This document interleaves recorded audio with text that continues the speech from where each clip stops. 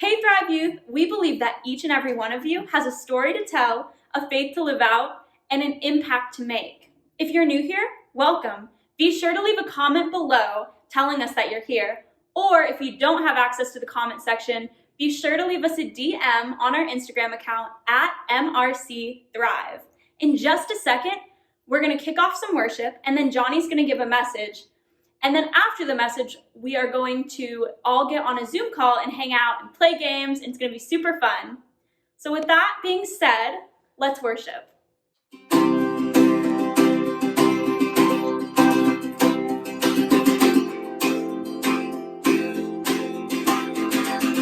Let praise be the weapon that silences the enemy. Let praise be the weapon that conquers all anxiety. Let it rise. Let praise arise. We sing your name in the dark and it changes everything. We sing with all we are, we claim your victory. Let it rise.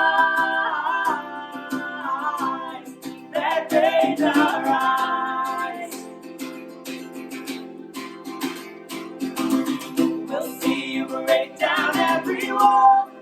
We'll watch the giants fall. No fear cannot survive when we praise you. The God of breakthroughs on our side. Forever lifted high. With all creation cry, God, we praise you. Oh, we praise you. Oh, let faith be the song that overcomes the raging sea. Let faith be the song that calms the storm inside of me. Let it rise. Let faith arise. Let it rise. We'll see you break down every wall. We'll watch the giants fall. No fear cannot survive when we praise you. The God of breakthroughs on our side. Forever lifted high. With all creation cry, God, we praise you. Oh, we praise you. Oh, this is what living looks like. This is what freedom feels like. This is what heaven sounds like. We praise you, we praise you. This is what living looks like. This is what freedom feels like. This is what heaven sounds like. We praise you, we praise you. This is what living looks like. This is what freedom feels like. This is what heaven sounds like. We praise you, we praise you. We'll see you break down every wall. We'll watch the giants fall. No fear cannot survive when we praise you. The God of breakthroughs on our side. Forever lifted high. With all creation cry, God, we praise you. Oh, we praise you. Oh, we praise you. Oh, we praise you. Oh.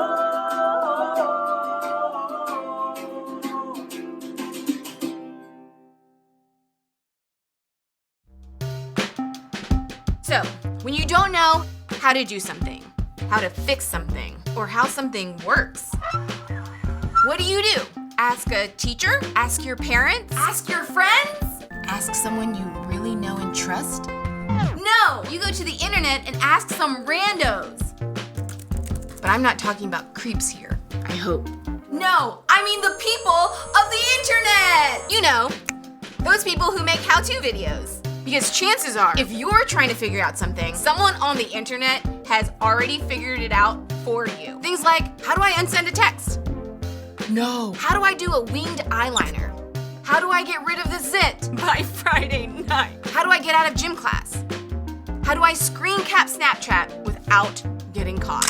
They'll never know. But then there are things in life that don't have an easy fix, that don't have a simple solution, that don't have a how-to video. Things like what to do when you have problems with family, or when it seems like you have no control in your life, or what to do when someone has done something to you. I mean, clearly, they gotta go. The truth is, there's a lot of life that doesn't have a solution you can just find online.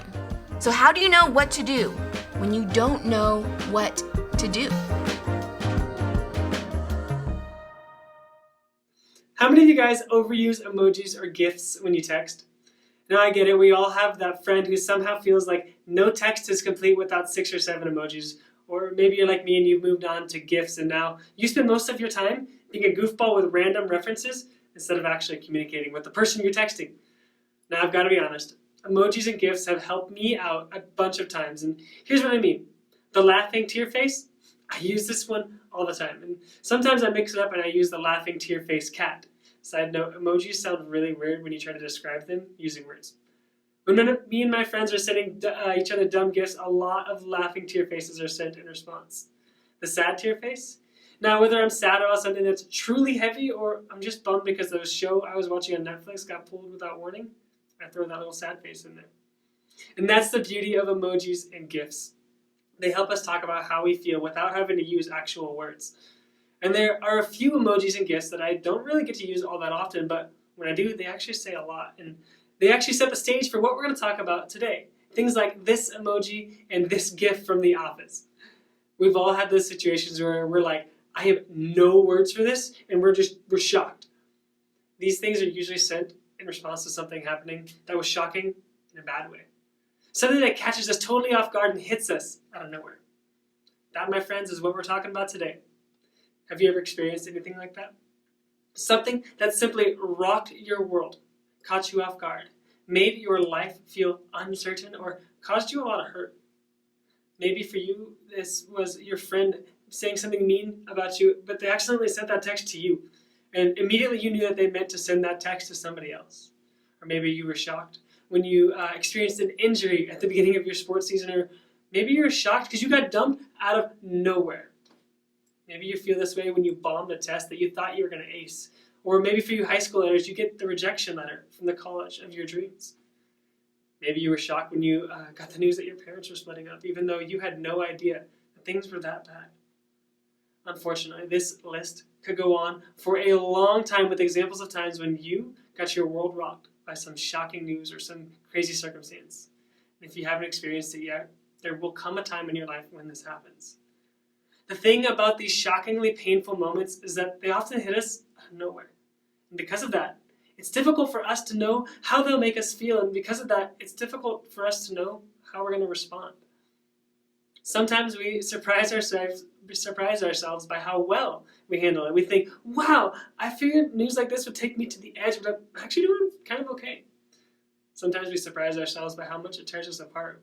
I mean, we think, I don't even know why I'm so upset about this, but I'm a mess. Sometimes we feel closer to God when stuff rocks us, but oftentimes we wonder where God is at all. Because we are all wired so differently, we experience hurt differently, but that doesn't change the fact that hurt hurts. And when life hurts, and we all find ourselves wondering what to do next. That's why we're doing this series, What to Do When You Don't Know What to Do, because we all encountered those no-word emoji moments. And so did Joseph. We began this series last week by talking about his story, and it just can only be described as this. Joseph is one of the most famous people in the Old Testament of the Bible, and he had some family drama that he definitely had a part in creating. See, Joseph was his dad's favorite kid, and therefore he was given special treatment compared to his brothers. And on top of all of that, he had a dream that his brothers, and even his parents, bowed down to him out of respect and honor. And because Joseph seemed to have a hard time picking up on social cues, he actually shared this dream with his family. You can imagine how that situation probably went over.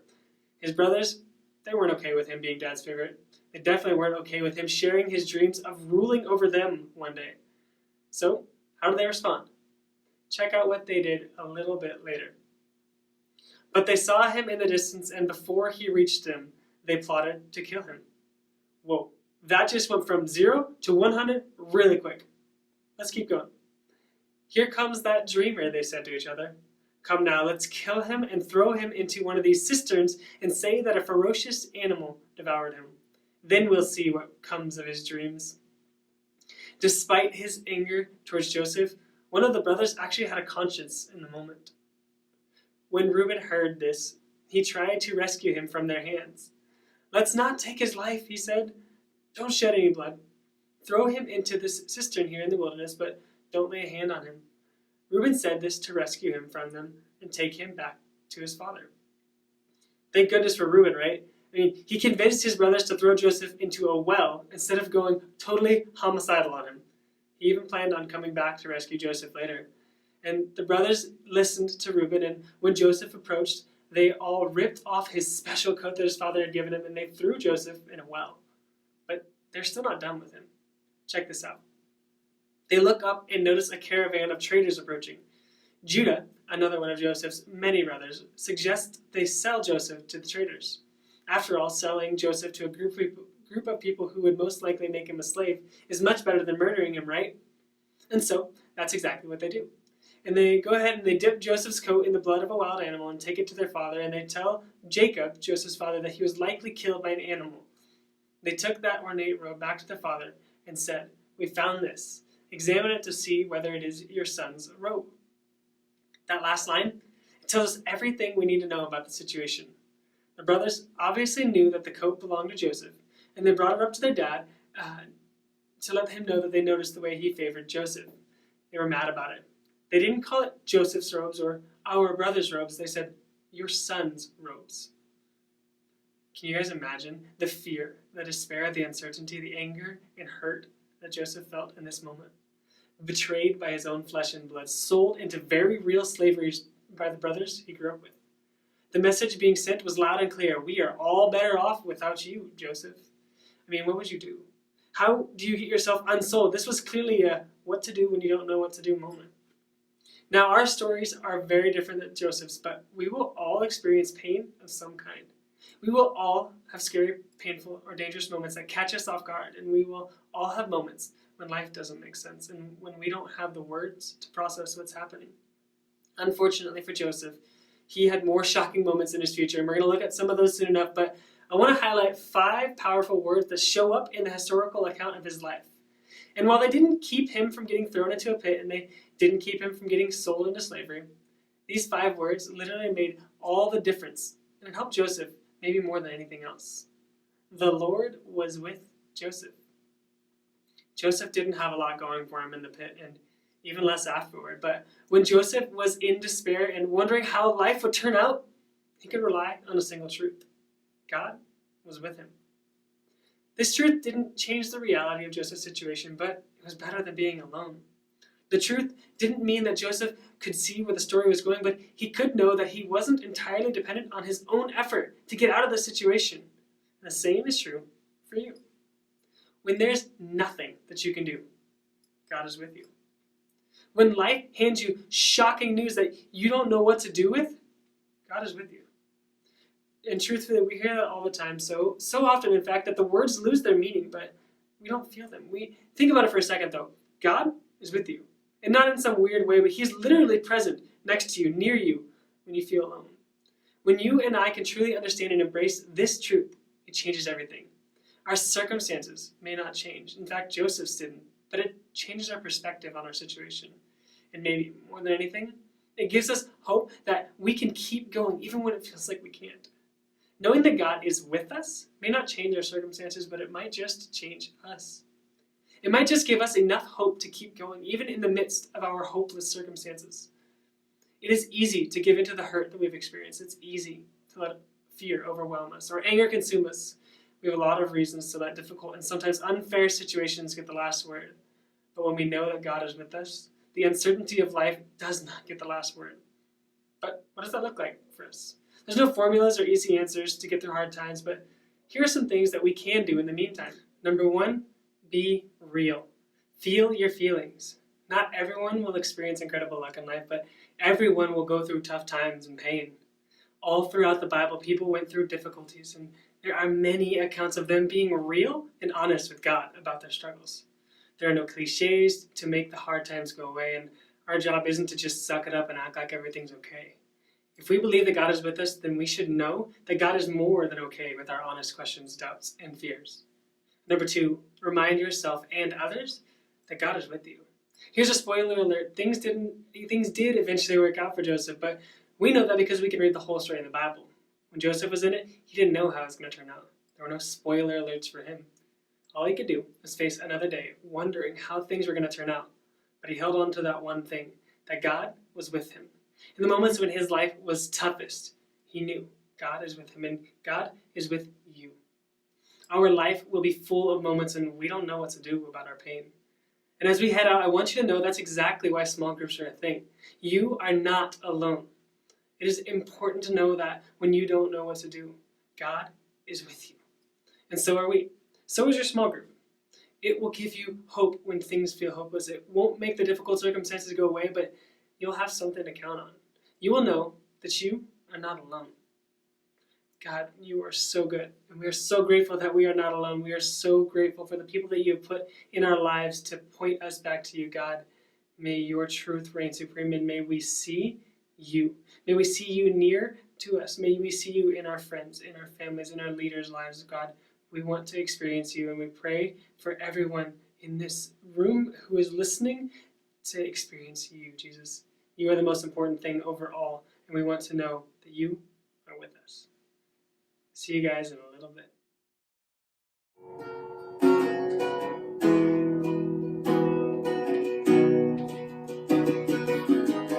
Before I spoke a word, you were singing over me.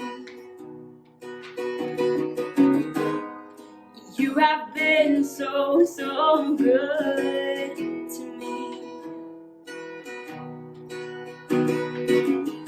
Before I took a breath, you breathed your life in me. You have been so, so kind to me. Oh, the overwhelming, never-ending, reckless love of God. Oh, it chases me down, fights till I'm found, leaves the 99, and I couldn't earn it, I don't deserve it, still you give yourself away. Oh, the overwhelming, never-ending, reckless love of God. Yeah. Oh.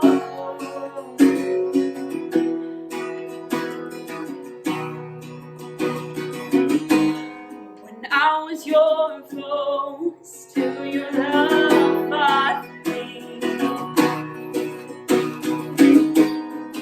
You have been so, so good to me. When I felt no worth, you paid it all for me. You have been so, so kind to me. And all the overwhelming, never-ending, reckless love of God. Oh, it chases me down, fights till I'm found, leaves the 99, and I couldn't earn it, I don't deserve it, still you give yourself away. Oh, the overwhelming, never-ending, reckless love of God. Yeah.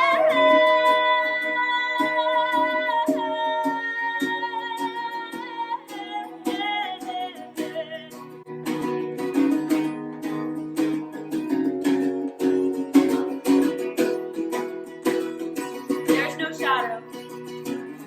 There's no shadow you won't light up, mountain you won't climb up, come now. There's no wall you won't kick down, lie you won't tear down, coming after me. There's no shadow you won't light up, mountain you won't climb up, coming after me. no wall you won't kick down, lie you won't tear down, coming after me. There's no shadow you won't light up, mountain you won't climb up, coming after me. There's no wall you won't kick down, lie you won't tear down, coming after me. There's no shadow you won't light up, mountain you won't climb up, coming after me. There's no wall you won't kick down, lie you won't tear down, coming after me. Oh, the overwhelming, never-ending, reckless love of God. Oh, it chases me down, fights till I'm found. Leaves the 99, and I couldn't earn it. I don't deserve it. Still, you give yourself away. Oh, the overwhelming, never-ending, reckless love of God.